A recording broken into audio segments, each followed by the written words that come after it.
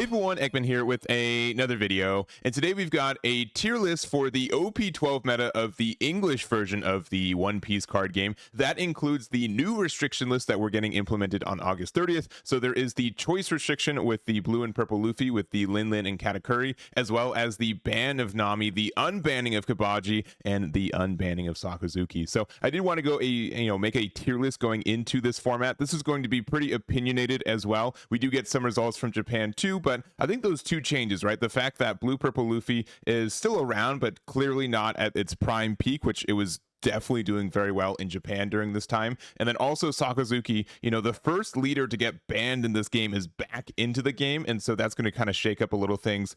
People don't really know what their thoughts on it are either, and I'm kind of part of that as well. So if you guys are new to the channel though, please make sure to hit that like and subscribe. We make a lot of content for the One Piece card game, and I don't want you guys to miss it. Also, I'm going to be doing a live stream after this happens, or after this drops on my channel, going over some Sakazuki gameplay, so you can test that out too. And then we are going to be continuing to follow the format, look at tournament results, and put them on my website, Eggman Events, so you can check that out. And we'll have another tier list in the next couple weeks, probably right before Card Fest, since this will be the meta that we will have our first finals for the North American One Piece format too. So let's just jump on into it. We're going to look at these leaders. We've got a good amount of them. Essentially, they are the new leaders. They are leaders that got kind of some support from OP12 and leaders that have been doing well before this as well. So not every leader in the game. I would say that if I did not mention your favorite leader, it's an experimental or below. And then also kind of how these tiers are working. Again, they're kind of vague. I don't like using like tier 1, 2, 3 on like the beginning of a format. So likely good is a deck that I would expect to perform and be present in the at least the early days of a format. Potentially good are kind of the same thing, where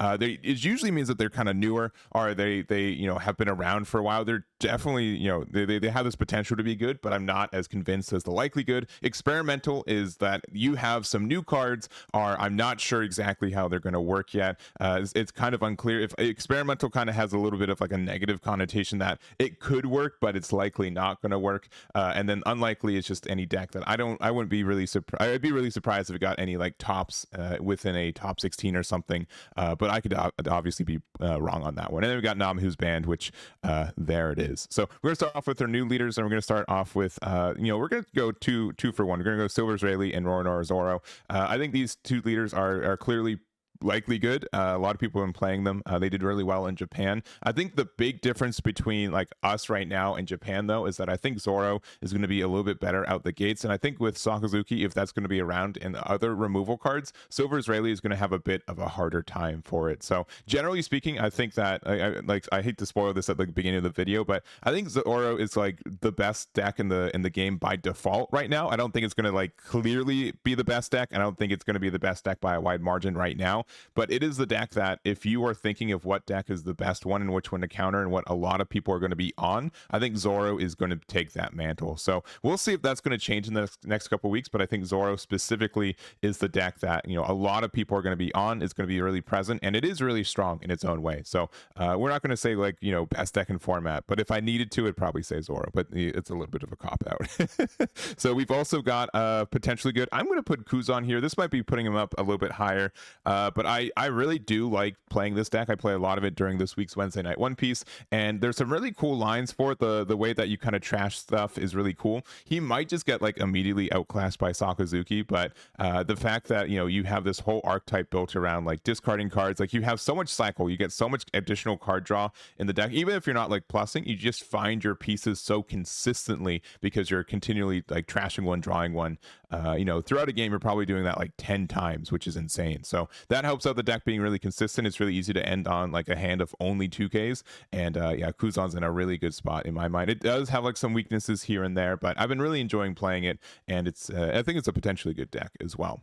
Next up, we've got Experimental, and then we're going to put Sanji in there. I think the deck is good, and sincerely, there might be more people playing this deck because it might be the premier best blue and purple Luffy, Straw Hat leader right now. And I'm going to cheat. I'm going to go ahead of schedule. I'm going to put Luffy right next to it too.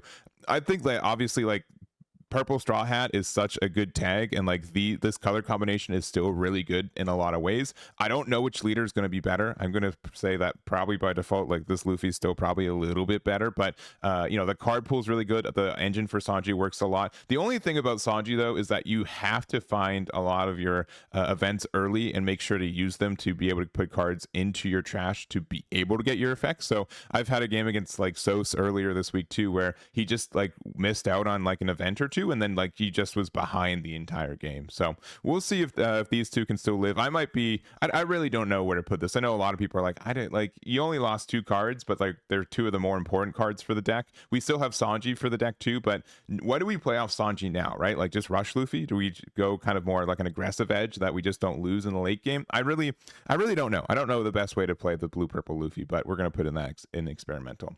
And then in unlikely, we're gonna put the Koala and the Don Quixote Rocinante. I really do like both these leaders, and you know, we played it on the Wednesday night One Piece this week too, but they're just missing something. They're really kind of dependent on having kind of cards on board. They don't have like the best protection effects for it. Like the cost increase, like Koala is not part of the leaders, but it's part of the archetype where just a lot of their cards just have an increase in cost. So it's just difficult for Koala to really, you know, like you think, oh, like the increase in cost doesn't matter, but there's so much like base cost effects that are running around right now, which means like that you can interact with Koala's cards, and then if they go, then you just lose a lot of momentum. And I think both these decks are really based on having some important cards out on the board, and that's really tricky, I think, in this meta. I think Zoro is really good at saying, well, I'm going to tap it, I'm going to attack 8k into it, and then I'm going to do another 8k attack every turn into a 4-life leader. So 4-life leaders, I think, are going to have a bit more of an extra premium of like, how do I play against Zoro? Because that deck is going to really punish them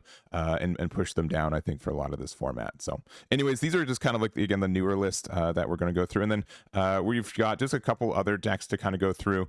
We're going to go Sakazuki. And I still don't know where to put this card. And that's though I'm going to be doing like the big testing session today as this video drops. I'm going to put it in potentially good. It's probably like I'm going to say that this might be a low ball. I don't want to put him in likely good. Like if I put him here, I feel like I'm just copying. Like, of course the card was banned. It's pretty good. It's going to be in the likely good. It's going to ruin the format. But like, I think it's still good. I think like 4-life leaders are in, like, you have to have a lot of blockers, which Sakazuki does play a lot of Rebecca in their builds too, but I don't know where to put this. I'm going to say like day one Sakazuki is potentially good, and then I think that people are going to find a build and make it likely good. Something that we didn't really get in the English format of OP5 was that Sakazuki was not broken by default on release. It had a bit of a slow start in Japan. It was a deck that was really important. Like, it was really important what the ratios for the builds were going to be, because it's really easy to go too many bricks in hand to like not enough bricks, not enough late game power. So it took, like, if I remember correctly, it took like a couple weeks to like almost a month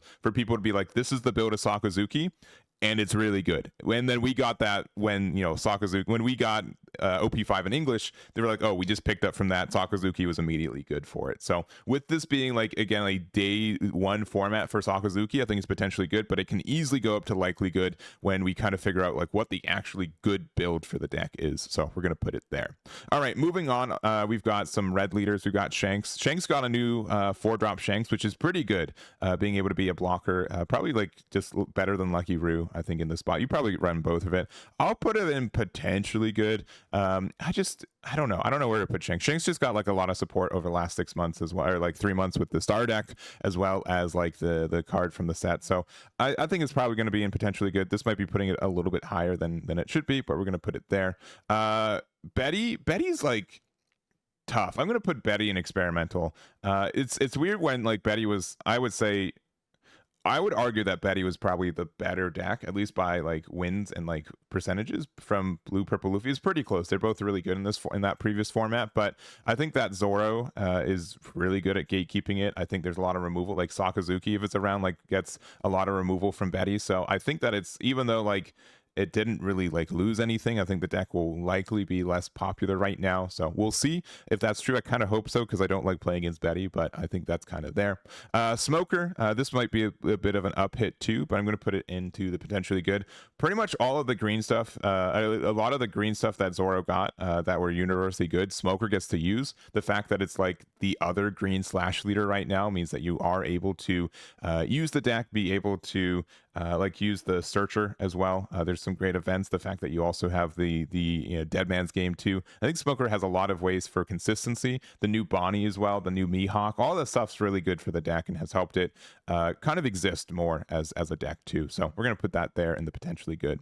And then we've got Kobe. I'm gonna put Kobe in experimental. We do have access to like a new promo as well for the deck, but and it's cool that like this is like a battle focused deck, but I think Zoro's kind of like a better battle focused deck if I'm really being honest about it. So we're gonna put that there. Marco, we're gonna put this in experimental as well. I do think that it's really tough to be like Marco is kind of like a defensive deck, right? It's kind of like control, right? I'd say like it's like tempo removal at its best too, being able to play like Newgate into Silver's Rayleigh or Newgate into the Sanji Silver's Rayleigh. Like there's a lot of great like tempo plays you get to do and you have removal associated with it, but you kind of are like a defensive deck at the same time, and with 4 life that's really tough, especially with decks like Silver's Rayleigh and Zoro running around. So I don't know how good it's going to be. I think it can do well, but I'm a little bit less encouraged right now compared to other metas, but I could be wrong about that. And then also red and purple Luffy, we're going to put it with like, these are like not really tiered within the tiers, but red purple Luffy might be the premier purple Luffy when it comes to like a 6k leader. At least the fact that we can still play Lin Lin and Katakuri is good. We don't get to do the wombo combo of like Sanji into one of those, but this is still like a good leader, especially since like we can use like, if we Lin Lin, we can still like get the Dawn back and then still have like a Dawn open for the giant, and then we still start the turn at 10 Dawn too. So I think that is really good. There's a chance that red purple Luffy becomes kind of relevant as well, but we'll just kind of put it there. Moving on to green, we'll put, I think Bonnie is in the likely good. And I want to mention again, like this is not like an analog for tier 1. I won't say that this is like, oh, all these cards are immediately tier 1, but these are decks that I think are going to be played a lot. I think that they're going to be around and people are going to be testing with it. I think that Bonnie does get benefits from the new secret rare Bonnie, which has been really good for being able to just be a blocker that lets you get a draw 2 trash 1. Like green is just like asking for consistency cards, right? We just have so many like bricks that we are pretty forced to run, and then because of that we just don't have a way to filter our hands or find them with any consistency. So I think that blocker secret rare helps the deck a whole lot because of that. Law, I think, also is kind of in this like likely good scenario. The fact that you are also like a green supernova leader, this might be up hitting it a little bit. Actually, you know what, I'll put it down a little bit. The only reason is that like it's you need to have cards on board, and with Sakazuki and Zoro being really good at removing bodies every turn, that can be kind of tough for Law. We'll put it down maybe like, down to potentially good for it. I think it's still going to be really present. I know a lot of people are testing it. And the only other thing about Law is that it is a deck where less people will be on it inherently, but the people who are on it are really good at playing Trafalgar Law. So that's going to be kind of like, I think, the difference of it. There are definitely decks that are just like the learning curve is like not as steep or like exponentially curved because of that. So a lot of people are on the deck and still doing well with it compared to like I think Law is one of the more complex decks in the game right now. So we're going to put that there. Green purple Luffy, I think this deck is going to be immediately good. It not only kept its Gum Gum Giant, but it got an in archetype searchable Hody Jones with the Dead Man's Game. The deck is just continually to be probably one of the best investments you can make in this game. You built the deck in May, and it can just be like it's within the top 3 decks, or maybe top 5 decks in any format since then, which is insane since we're like 3 formats deep. So still a really good deck. I don't think anyone's going to be arguing that, and potentially the best purple Luffy deck that we have right now. So we'll leave that there. And then also talking about other green purple, we got Lim. I'm going to put Lim in like the experimental. I don't know how to really categorize this deck. I've been, I would say, famously wrong about how good this deck has been, so we're going to just put cop out and put in the experimental part. But I think the deck is still good. You are able to make some like wider boards for it that could be difficult for some decks to interact with. I think that you could potentially have like a good way to interact with like Silver's Rayleigh. I want to think like it's going to be kind of scary for Zoro just being able to tap something, attack your board every turn. That's where like a lot of the weakness for Lim is. If they end up just like clearing your board or pressing your board, you don't really have a lot of resources to defend it. You just hope that you can keep your good cards active and they start hitting you and giving you more resources to defend your stuff. But we'll put in experimental. The fact that this deck also has Hody Jones, though, the fact that Hody Jones with itself, you could play the card, but the card would come out rested, really just defeated the point for it. So I think Dead Man's Game could be good for Limb too. So we've got that there. What else do we have here? So we've got Yamato. We're going to put Yamato in experimental as well. We don't really get anything new. Like the star deck did help the deck a little bit, but I didn't really see it do really well in Japan either in this format. I don't know what we need to change for it, but I don't know. I'm not as inspired to test this deck right now, so we're just going to put it in experimental. I could be wrong about this one, but we're just going to put it there. Buggy is next, and I think we're also going to put this in experimental. We did get some like new support cards. Generally there's kind of one which without Kabaji, right? Kabaji could make the whole difference. The draw 2 you can get is insane, though that card is not cross guild since it was like way earlier in the timeline. But I think that the deck can be good. If this deck is good, the reason it's good is that Silver's Rayleigh is really, really good. And then Buggy is able to just be like, well, I will be able to just prevent you from attacking for the rest of the game, right? I think that's the only like way in that Buggy can be potentially good right now. So we'll see. We'll see if this is the case. I know a lot of people like playing the deck, but I'm not as inspired to play it right now. Next up, we've got the Vinsmoke Reiju, and I think we did get some like good blue purple stuff, right? I think that they're not like directly support, but like the fact like the Sanji got some stuff like you can use like the new Reiju in Reiju could be good. You do have to put a lot of events into your trash, but that can happen since you also do like a lot of discarding for the deck too. So we'll see if Reiju is going to be good or not. But I think a lot of people are playing it, and I have moderate expectations for it. So there we go. And then to kind of move on to the end of blue, you've got the Queen as well as the Nami. Nami, I love playing this deck. I really do, and it's the best Nami deck that you can play in the game now. But I do think that you are really dependent on the Star Deck 22, which we're getting on September 5th. So I'm putting in experimental because I really want to test that a little bit.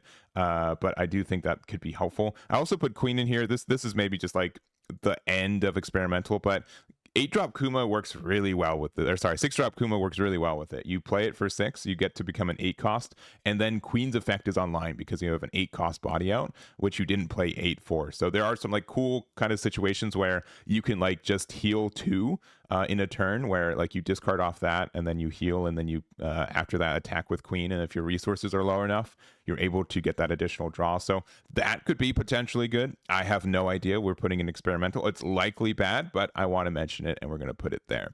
So and then I guess we're just putting like a bunch of cards in experimental today. But blue yellow crocodile, no, purple yellow, my goodness, purple yellow crocodile. It got a new card. It got a 6-drop crocodile that lets you just like get the +2 bonus on the thing. Also, it's a 6-drop 8k, which is kind of difficult for some decks to interact with. And it also can use the +2, like it has a Dawn -1 to give +2 to something. So I love this deck. I love playing this deck. I think it's like one of my favorite like mechanics in the game is like you have all these like Dawn minuses to get out of an attack, like use an effect, and then you get 1 Dawn back active, so you don't even lose the Dawn. You get benefits for using your Dawn minus. I think the deck is really fun, and I've always enjoyed playing it. So I'll probably sleeve this up again. We'll see if the new crocodile helps the deck as much as I'm hoping. My guess is it's not. I'm guessing it's still going to have like this weird thing where it gets to the late game and then nothing really happens. But you also can use like this fun little thing where if you have 6-drop Kuma, you can have that out, and then you can have the knock him away where they have to swing into it. And then after that, you're like, cool. I get out of the attack, and now I heal 1 because you KO'd my Kuma on my turn. So I think there's some really, really cool combos with it, and I'll likely have like a stream where I test them out. I think they're really fun. Next up, we got purple and black Luffy. We'll put it with the rest of the purple Luffy stuff. Purple Luffy's good. I don't know who needs to hear that, but it's good. It's good in a lot of ways, and we just need to figure out what's the best way to play them too. So I also didn't put Nico Robin. Purple Robin could be good as well. It would be an experimental if I had it, but there it is there. All right, moving on, we've got Likely Good. We're going to put Marshall D. Teach and Likely Good as well. I think there's going to be still a lot of people who are playing this deck, and there's some chances for it to be good as well. That's it. I don't know really. You guys, I had people say like this deck needed to be banned too. Like, and I'm like, I don't think they're going to do anything with it. I think the deck is still really good, but we're just going to leave it there. Rob Lucci, we're going to put it in the potentially good. there is going to be like a tussle of who is the better removal deck. Is it going to be Rob Lucci or Sakazuki? I think it's going to be pretty close between the two of them.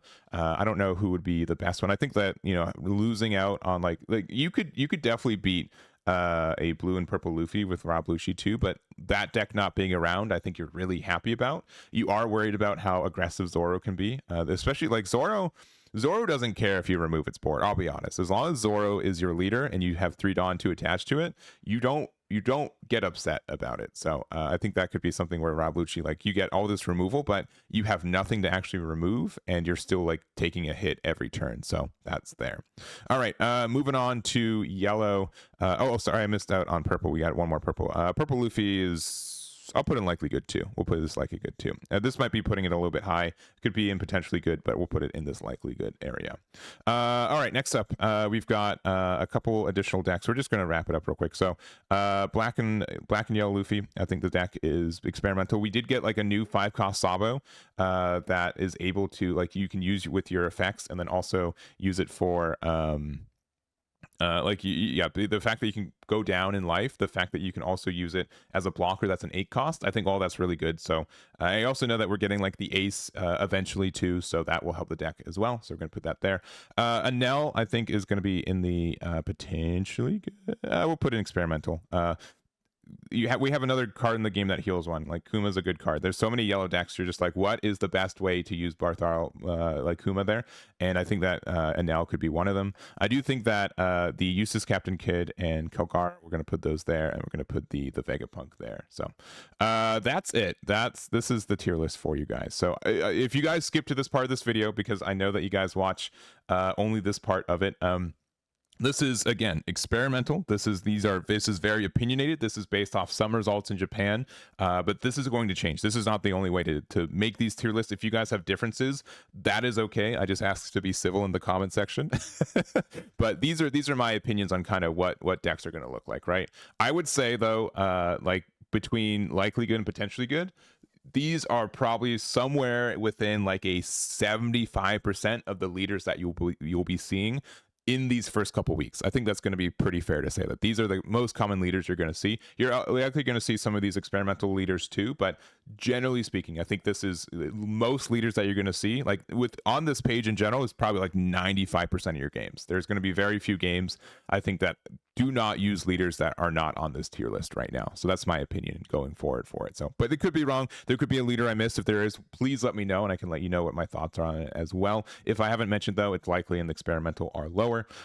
Within the tiers, they're not really sorted as well, since, again, this is really surface level. I think without much data, it's really, you know, you can't get too deep into it without just being like super opinionated. So likely good. I think these leaders are going to be very present. You're going to see them a lot in a lot of your locals and online and stuff. Potentially good. I think these decks are still great, and these are honestly just experimental decks that I have like a little bit more of a positive association with, but which I think, again, a lot of people are going to be testing this. Sakazuki, as mentioned before too, it's in potentially good, but I think it can easily go up to likely good. It's just going to take people time to find the deck, because this is like the NA exclusive leader right now, and the fact that this is a day one format for a leader that's been gone on vacation for a year, so it's going to be, I think, a while before people figure out the deck list that makes the most sense. And by a while, I mean like a week or two, but I think that's going to be, you know, what a lot of people are going to be testing. We rarely get like leaders in a format that we didn't have previously, if that makes sense. So and then we also have like experimental. I think people are going to be testing these. People might be coping these too. I'm going to be Nami and Purple Yellow Croc. You will find me doing a lot of losing and testing with these decks, but I love these decks, so we're going to be doing that as well. And then unlikely. Koala was a lot of fun when I tested it. It's just I can clearly tell it's not there quite yet. And Rosinante is neat, is how I'll end it. But this is the tier list. Let me know what you guys think about it. Let me know what you guys are excited for testing, what you guys are looking forward to OP12. I will be at Toronto. I will be at Cardfest as well in this next month. So if you guys are going to see me there, make sure to say hello. And that will be it. So thank you for watching, and we'll catch you all next time. Damn it.